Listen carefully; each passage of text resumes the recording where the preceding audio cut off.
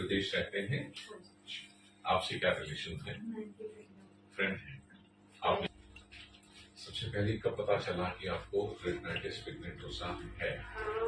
Problem बहुत पहले से स्टार्ट हुई। क्या प्रॉब्लम हुई? सबसे पहला सिम्टम मतलब मुझे जैसे स्कूटी चलाने में से ड्राइव कर रहा था इनिशियली स्टार्टिंग में, फिर धीरे धीरे मतलब थोड़ा प्रोग्रेस हुआ, बट मैं मतलब थोड़ा हल्का फुल्का नोटिस होता था, तो मुझे लगा मेरे पावर का इशू।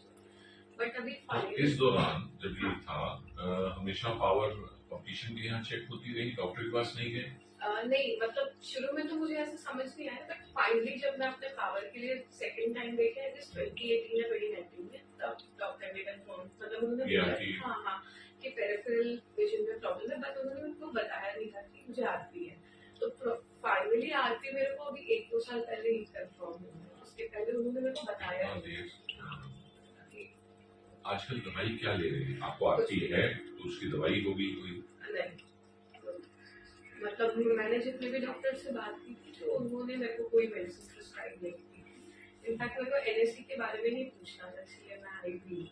बस मतलब वो जो 9 दवाइयां हैं उनमें से सिर्फ एक के बारे में पूछना है। आई डोंट नो अबाउट हम तो 9 के बारे में बताएंगे आपको। आपको ऐसा कैसे लगता है कि आपके पूछने से आपका पर्पस पूरा हो जाएगा? हमारे बताने से पूरा। To be very frank, I think आप 8th या 9th डॉक्टर हो जिनको मैं दिखा रही हूँ। 20 मिनट बात करेंगे।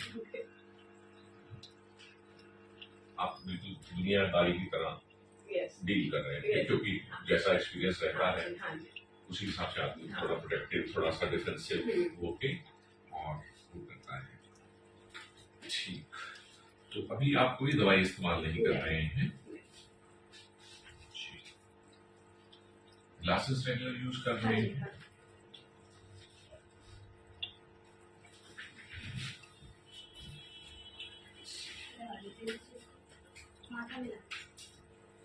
सामने देखिए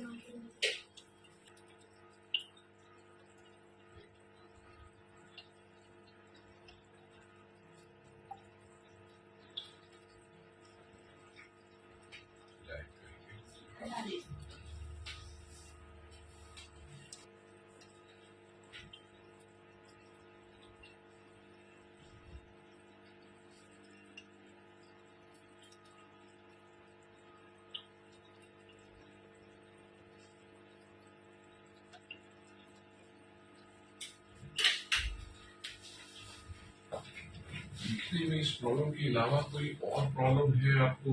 सर मुझे अभी बहुत ज्यादा शोल्डर से बहुत ज्यादा, मतलब परमानेंटली।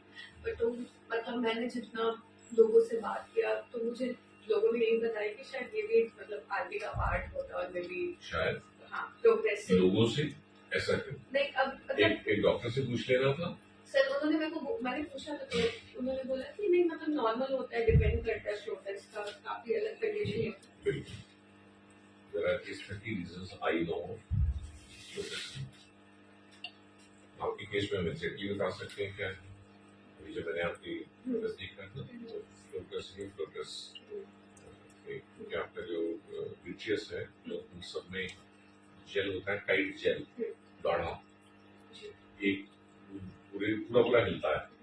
आपके केस में वो लिक्विफाइड हो गया, उसके अंदर कुछ फाइबर्स ड्राई हो गए हैं, वो फाइबर्स उस लिक्विड में तैरते हैं, वो आपको दिखते हैं। एक रीजन इसका पीवीडी होता है, पोस्टीरियर विट्रियस डिटैचमेंट, ठीक है। तो नाम ही नाम ऐसा है तो दिखने की बात नहीं होगी। हाँ, लेकिन किसी ने इलाज तो करना ही था। आपने तो अभी तक कुछ भी नहीं हो रहा। कुछ नहीं हो रहा सर, मुझे मैं बहुत दुखी हूँ कि लाइक जेनेटिक भी हो गया, सब कुछ हो गया। अभी हम कुछ, हाँ, जेनेटिक में आपकी क्या बीमारी निकली? सर मेरे को अशर सिंड्रोम, मतलब पुश-2 है जो यूएस नहीं, उसका प्रॉब्लम हियरिंग प्रॉब्लम नहीं है? नहीं। ऑडियोमेट्री हुई? नहीं। कभी आपको लगा? नहीं। देखने में, सुनने में कुछ? सुनने में तो प्रॉब्लम, चलने फिरने में कुछ प्रॉब्लम? नहीं। बट हाँ भाई, अब तो इसकी वजह से थोड़ा हुआ। नहीं, एक होता है बैलेंस की कमी की वजह से।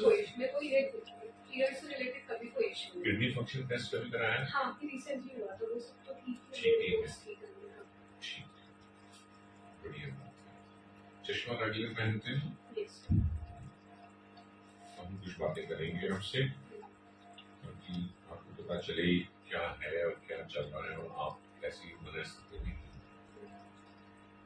ऐसी नाम लेने के लिए मैं बोल रहा हूँ कि 1947 बोल रहा हूँ जानबूझ के अच्छा साल था ना, उसी के आसपास साइंटिस्ट को डॉक्टर्स को अच्छे से पता था कि रतौंधी हो, ब्लाइंडनेस एक सिम्टम, या रेटिनाइटिस पिगमेंटोसा हो, या इसी तरह की और दर्जनों बीमारियां हो, इन सब में विटामिन ए हेल्पफुल होता है।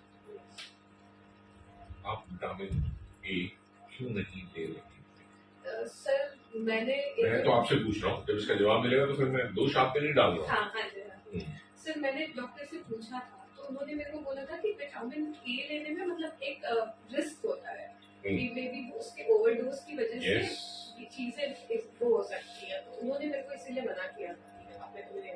प्रॉब्लम क्या है, हर दवाई के ओवरडोज लेने में रिस्क होता है, तो हम कहते हैं दुनिया के सारे क्लिनिक बंद कर दो क्योंकि दवाइयों के ओवरडोज लेने में रिस्क होता है। हाँ, इतनी पढ़ाई तो हम ना करें कि भाई एग्जैक्ट डोज क्या होती है वही बता दो, तो मुझे ज्यादा डोज लेने में क्या होता है क्यों बता रहे हो? क्या मैं तुम्हें ज्यादा डोज दूंगा? सवाल ही नहीं। विटामिन ए तो हमने एमबीबीएस में डोज पढ़ ली थी, उसके बाद तो 40 साल पहले पढ़ा था हमने 1984 में। क्या तुम ये सब जानते हुए ज्यादा डोज ले लोगी? मैं कहूंगा एक कैप्सूल खाना तुम 4 खाओगी, फिर ओवरडोज कहां से होगी? यहाँ इन सब जगह जाके एक बार वापस जाओ, उससे सीधा सीधा सवाल पूछो, सर मुझे वो दवाई क्यों नहीं प्रिस्क्राइब की गई जो दवाई आज से 80 साल पहले रेटिनाइटिस पिगमेंटोसा के लिए डिसाइड हो चुकी है? डोज का इश्यू जानते क्या है? विटामिन ए पहले सिर्फ नाइट ब्लाइंडनेस के लिए, रतौंधी एक सिम्टम जिसको भी है, इसको है बच्चों, तो जिन बच्चों को होता था उनको किस लिए होता था? विटामिन ए की डेफिशिएंसी। गरीब घर के बच्चे हैं, खाना पीना अच्छा नहीं है, दूध नहीं पीते, और चीजें नहीं है, पौष्टिक आहार नहीं है, विटामिन ए की कमी। मोटे मोटे तौर पर उस जमाने में सोचा गया 50,000 यूनिट इनको दे दी जाए रोज तो ये ठीक हो जाए। 50,000 यूनिट दी, वो जो रात को टटोल के चलते थे वो सब बच्चे रात को अच्छा सा देखने लगे। 50,000। फिर बारी आई कि रतौंधी के तो बड़े कारण हैं, उनमें क्या किया जाए? तो वही जो अगर छोटे बच्चे को 50,000 यूनिट दे सकते हैं तो आरपी के बड़े पेशेंट्स को क्यों नहीं दे सकते? Dose wise, date wise. ठीक है, साइड इफेक्ट आए 6 महीने बाद, 2 साल बाद लिवर डैमेज हुआ, फिर ये दवाई बदनाम हो कि नहीं इससे तो साइड इफेक्ट होते हैं। सबसे बेचारी अच्छी दवाई और सबसे मासूम दवाई है, जैसे कि आप किसी छोटे बच्चे से डरने लग जाएंगे तो मेरा कत्ल कर देगा, और एक पहलवान आए आंखें ऐसे करके उसको भी कुछ नहीं कहेंगे अंकल। ठीक, 8, 10, 15 साल की पुरानी बातें हैं, 70s की। डॉक्टर्स ने मेरा बंद कर दिया। फिर उसके बाद दोबारा से रिसर्च, उस रिसर्च में पता चला कि यदि आपने विटामिन ए डेफिशिएंसी जिसको है उसे आप 50,000 देंगे, कुछ हफ्ते देंगे तो वो ठीक भी हो जाएगा। फिर डाइट में नहीं तो फिर हर महीने भी थोड़ी थोड़ी दे देगा। यहाँ पे आरपी पेशेंट को रोज दी जाती थी 50,000 और महीनों महीने सालों साल चलती थी। तो उन्होंने कहा कि अब स्टडी हुई कि कोई पेशेंट अगर 3 साल तक भी आए, उसका लिवर डैमेज नहीं चाहिए तो क्या डोज होगी? वो पता चली वो 50 नहीं 15,000 इंटरनेशनल, और उसका बहुत सारा बेनिफिट तो है। हम लोग कैसे सोचते हैं ना कि एक कोई ट्रीटमेंट आ जाए तो कमाल हो जाए। जब हम 80 साल पहले की उसको नहीं यूज कर रहे हैं और इसको ढूंढ रहे हैं, और जो भी नई ट्रीटमेंट आएगी उसमें विटामिन ए के बगैर फायदा नहीं। तो जिन लोगों में विटामिन ए की कमी नहीं है लेकिन उन्हें रेटिनाइटिस पिगमेंटोसा है तो उनका विटामिन ए का लेवल तो ब्लड में ठीक है। अब हमें सिर्फ रेटिना को विटामिन ए पहुंचाना है। ये जो डीपिगमेंटेशन हो रहा है, जो पिगमेंट स्प्रेड हो रहा है, ये सब चीजें हो रही है, इनकी इफेक्ट को यूटिलाइज करना है।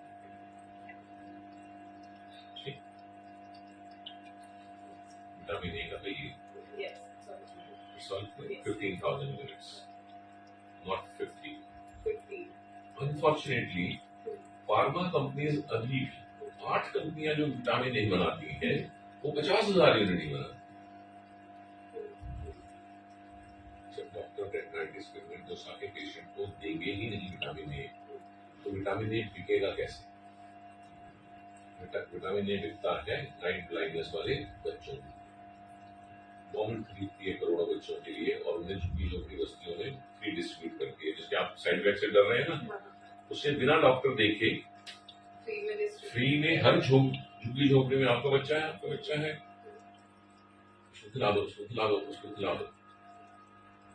हम उस दवाई से डर रहे हैं जिस दवाई को करोड़ों बच्चों को हर साल मुफ्त ड्रॉप फॉर्म में छोटी गोलियां होती है. ये है स्टेटस उसके डिटेल में. ठीक है. अब उसके बाद प्रिज्म, ये तो और भी लंबी कहानी है. 100 साल प्रिज्म.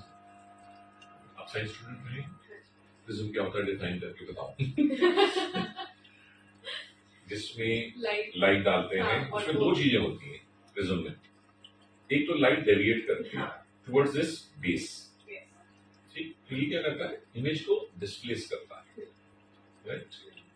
तो जो आपके साइड में देखने में कमी है उसको हम डिस्प्लेस करके ऐसे करते हैं. पर अंदाजा में लगाऊं क्योंकि आपकी स्टार्टिंग लेटेस्ट होती है, तो चल और एवरेज पेशेंट जो होता है उसमें 40 डिग्रीज का फील्ड लॉस होता है. तो अगर मैं आज ही आपको 20 डिग्री इधर और 20 डिग्री उधर प्रिज्म दे दूं तो आपकी ये साइड में देखने वाली प्रॉब्लम अभी ठीक हो जाएगी. बट इसमें एक कैच है, कोई भी पेशेंट एकदम से 20 डिग्री का प्रिज्म बर्दाश्त नहीं करेगा. सब कुछ हिल जाएगा जैसे नया चश्मा. तो हम 2-3 देंगे, 2 इधर दिया, आपके 40 में से 4 डिग्री 10% फील्ड ऑफ विजन आपकी उसी पल ठीक है. आप उसे महसूस नहीं कर पाएंगे. 10% को 90 नोट्स और 100 नोट्स तो आप सोचेंगे एक ही जैसी है. लेकिन जब 30% ठीक होगा, जैसे जैसे आप खुशी खुशी बता देंगे सर ये 2 प्रिज्म आपने दिया था, ये तो मेरे को 3 दिन में ही एडजस्ट हो गया था, मैं 3 महीने वेट क्यों करूं, मुझे आप नेक्स्ट चश्मा दो ना, 3 प्रिज्म ऐड करो. और अगर आप 3 महीने बाद कहते हैं सर ये मुझे ना ठीक होना है, ना मुझे ये पहनना है, कभी कभी ये मुझे परेशान करता है, हम कहते नहीं पहनना तो नहीं पहनना है, आगे की जर्नी कैंसिल है ना. वापस क्यों नहीं है? जो चीजें हमारे पास 100 साल से हैं वो आपका डाटा लेंगे, टेस्ट करेंगे, आपको बेरंग भेजें तो हमें तो बोलेंगे मैं अपने मोबाइल पे WHO की जो रिकमेंडेशंस हैं आपकी पेशेंट्स के लिए लिस्ट होती है. 99% जगह उससे कहा जाता है this no treatment for treatment है. There is no complete cure for arty. Google में सर्च करोगे नो क्योर लिखेंगे, ट्रीटमेंट नहीं. और उसके बाद नीचे 7 चीजें लिखी होती हैं वो आपके लिए करेंगे. पर आप ट्रीटमेंट शुरू करते ही पेशेंट वो एक्सपेक्टेशंस लगा लेगा जो पूरी नहीं होने वाली. फिर जो होगा भी उसको थोड़ा भी अगर प्रोग्रेशन भी कम हो रहा है तो I think it's a win win situation. अगर मतलब हमारी तो प्रोग्रेसिव है, आप मानते हैं ना. तो जो मेडिसिन हैं उनके बारे में जो स्टडी हुई है उसमें कहा गया है कि इन मेडिसिन से 80% पेशेंट्स में